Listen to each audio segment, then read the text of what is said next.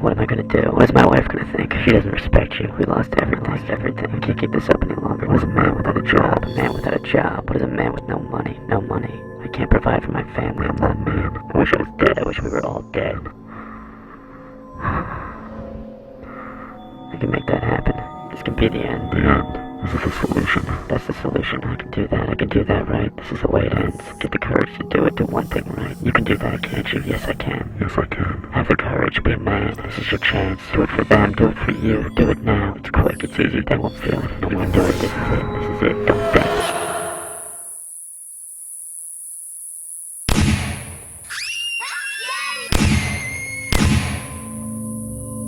When people lose everything and they have nothing left to lose, they lose it.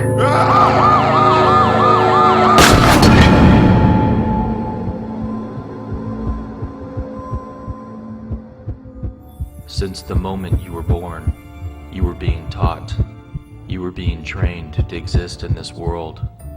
The development of your mind began with the voices and touch of your parents.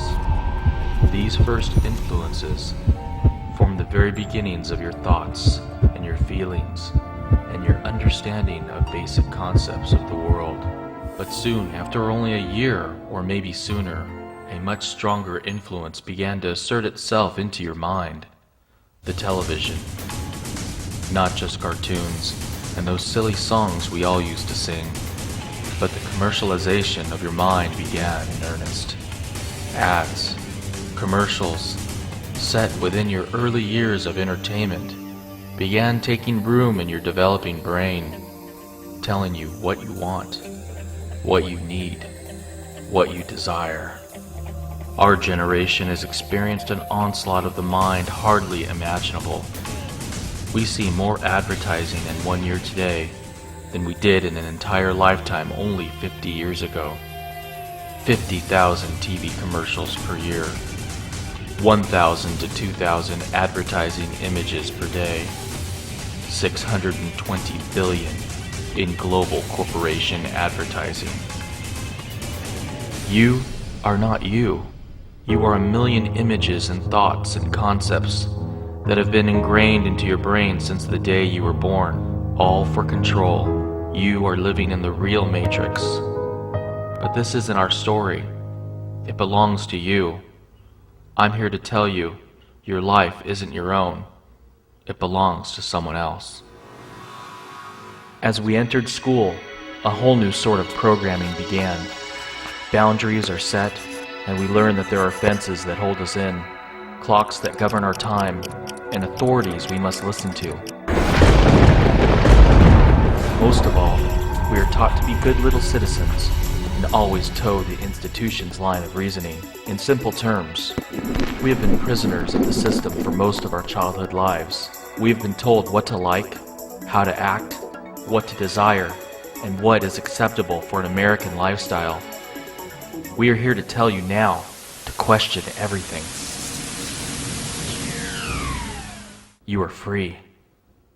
Americans' acceptance of authority and our love affair with our television has set up a dangerous level of control. Do you notice the news sources seem foul, or that maybe they are reporting on issues that don't seem quite that important? Michael Jackson. Michael Jackson. Michael Jackson. Michael Jackson. Paris has an outrageous new sizzling gig. Whether you like her or not, Britney is back. He was an icon. That's hot. Television news in the past 10 years has been going through a consolidation unprecedented in modern media history. Large corporations, in collusion with big government, have steadily been erasing coverage of issues that actually make a difference. These are a few of the companies that control so much of our media today. Fewer than 24 of these extraordinary creatures own and operate 90% of the mass media, controlling almost all of America's newspapers, magazines, TV, and radio stations.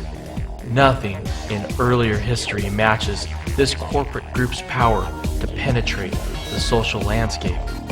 They tell you to buy stock when you will be slaughtered. They tell you to shop when you might lose your job.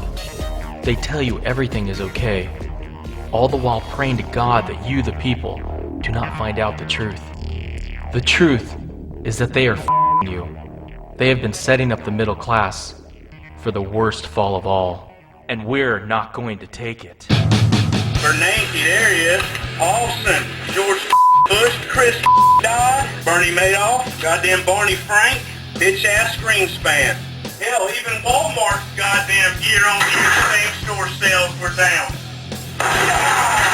Excuse me, but I would really appreciate it if everybody could keep their comments quiet until there's time for Would you wake up? Don't you see what's happening at these town hall meetings? But it'll be a cold in hell before he socializes my country. If enough people get together and scream, the government has to listen. Opportunity is knocking, people. Would you answer the door? Answer the freaking door! In 1787, our Constitution's founding fathers could have never imagined today a 500-channel, 24/7 television information age, and how special interest groups would use it to manipulate news and influence our elected representatives and our government. The U.S. Constitution stated that the money of the United States was to be coined, not printed, and that nothing but gold and silver were acceptable as legal tender. Up until 1971, the US dollar was backed by gold, but today, it is backed by nothing. The only reason you are still able to purchase goods and services with your dollars is because it has been engraved in the minds of all Americans for nearly 100 years that the dollar is money, when in fact, it's all an illusion. In the last presidential election, Americans had the choice between two candidates, both of whom supported the financial bailouts. While one had the title of a Democrat and the other had a title of a Republican, they were both the same, and the entire election was just a charade. Everything the government does drives up prices for all Americans. When the government began providing student loans to make college affordable, college tuition prices skyrocketed. When the government created Fannie Mae and Freddie Mac to make housing affordable, housing prices went through the roof. Americans were encouraged to use their home as a personal ATM machine by taking out home equity loans in order to buy expensive cars, clothes, electronics, and other things television made them believe they should have. This was all made possible by the Federal Reserve, who artificially lowered interest rates in order to create the real estate boom. Americans are using credit cards as their last lifeline just to survive. They are now officially debt slaves. History tells us individual experiences of total economic collapse and hyperinflation are just that. Individual. 80% of surviving is mental preparation. Realize this is not your fault. The entire system is going through convulsions, and you, my friend, are being caught in the meat grinder. Turn everything off. Can you survive without cable? Eating out? Unnecessary travel?